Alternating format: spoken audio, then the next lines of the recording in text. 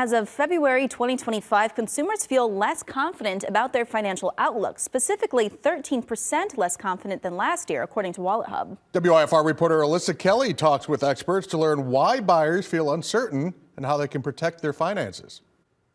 Local experts tell me individuals with low financial confidence are likely to spend less money, make fewer large purchases, and pay down less debt than those with high confidence. And this can be negative for the economy.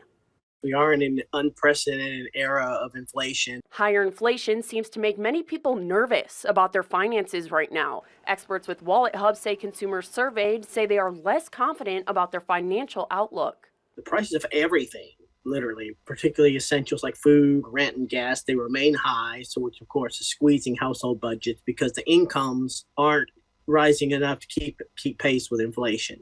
Analyst Chip Lupo says no matter why people are less confident, it causes a negative ripple effect. Consumers often start by cutting back on personal spending. The declining confidence weakens economic momentum, which creates a risk of slower GDP growth and even a downturn. Jennifer Salapi with Main Street Financial Group says many of her customers ask the same questions. Is the economy going to grow or will it get worse? I just tell people, we stay focused on your own plan. You look at your situation, your finances, your extra cash flow, making sure you're saving and making sure you're investing properly for your time horizon. And stay focused on that instead of listening to all that noise. Zalapi says no matter where you are at in your financial journey, help is available. They can help you sort out that noise. So working with a consultant or advisor to help you do that is a really good way to keep yourself calm.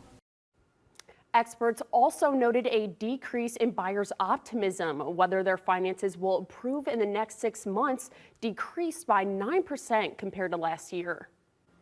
Thank you, Alyssa. Financial experts say individuals have a tendency to stop saving when they feel less secure. They add it is important to keep saving even if that means taking a smaller amount from your paycheck.